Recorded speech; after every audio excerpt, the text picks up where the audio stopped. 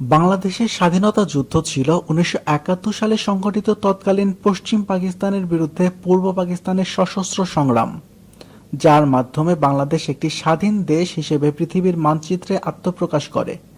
১৯৭১ সালের ২৫শে মার্চ রাতের অন্ধকারে পাকিস্তানি সামরিক বাহিনী পূর্ব পাকিস্তান বাঙালি নিধনে ঝাঁপিয়ে পড়লে একটি জনযুদ্ধের আদলে গেরিলা যুদ্ধ তথা স্বাধীনতা যুদ্ধের সূচনা ঘটে।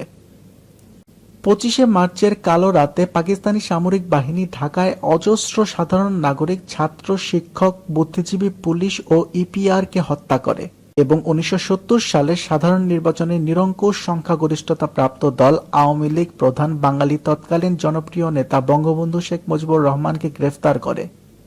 পার্বত্য চট্টগ্রামের কালুরঘাট বেতার কেন্দ্র থেকে ৮ম পূর্ব বেঙ্গল রেজিমেন্টের উপপ্রধান মেজর জিয়াউর রহমান ও চট্টগ্রাম আওয়ামী লীগের নেতা এম এ হান্নান বঙ্গবন্ধু শেখ মুজিবুর রহমানের পক্ষে স্বাধীনতা ঘোষণা করেন।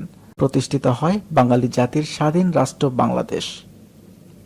পরিকল্পিত গণহত্যার মুখে সারা দেশে শুরু হয়ে যায় প্রতিরোধ যুদ্ধ। জীবন বাঁচাতে কয়েক হাজার আওয়ামী লীগ নেতারা পার্শ্ববর্তী দেশ ভারতে আশ্রয় গ্রহণ করে। পাকিস্তানি সামরিক বাহিনীর east Bengal regiment, east Pakistan rifle, EPR, east Pakistan police, সামরিক বাহিনী, বাঙালি সদস্য এবং সর্বোপরি বাংলাদেশ স্বাধীনতাকামী সাধারণ মানুষ দেশকে পাকিস্তানি সামরিক বাহিনীর কবজা থেকে স্বাধীন করতে কয়েক মাসের মধ্যে গড়ে তোলে মুক্তি বাহিনী। গেরিলা পদ্ধতিতে যুদ্ধ চালিয়ে গেরিলা বাহিনী সারা দেশে পাকিস্তানি হানাদার বাহিনীকে ব্যতিব্যস্ত করে তোলে।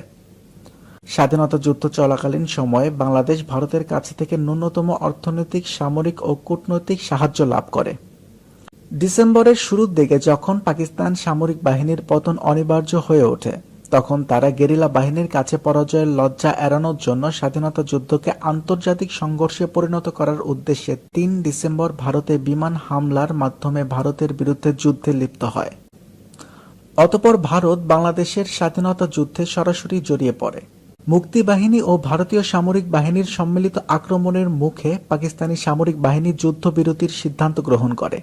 ১৬ ডিসেম্বর ঢাকার রেসকোর্স ময়দানে পাকিস্তান ৯৩,০০০ সৈন্য সহ আকস্মিকভাবে যুদ্ধবিরতির বদলে আত্মসমর্পণের দলিল সই করে। এই সময় পাকিস্তান বাহিনীর পক্ষ থেকে দলিল সই করেন আমির আবদুল্লাহ খান নিয়াজি। এরই মাধ্যমে ৯ মাস ব্যাপী রক্তক্ষয়ী স্বাধীনতা যুদ্ধের অবসান হয়। ভারতীয় বাহিনী বাংলাদেশে আরও প্রায় ৩ মাসেরও অধিক সময় রয়ে যায়। অবশেষে অনেক কূটনৈতিক চাপের মুখে ভারত বাংলাদেশ ত্যাগ করতে বাধ্য হয়।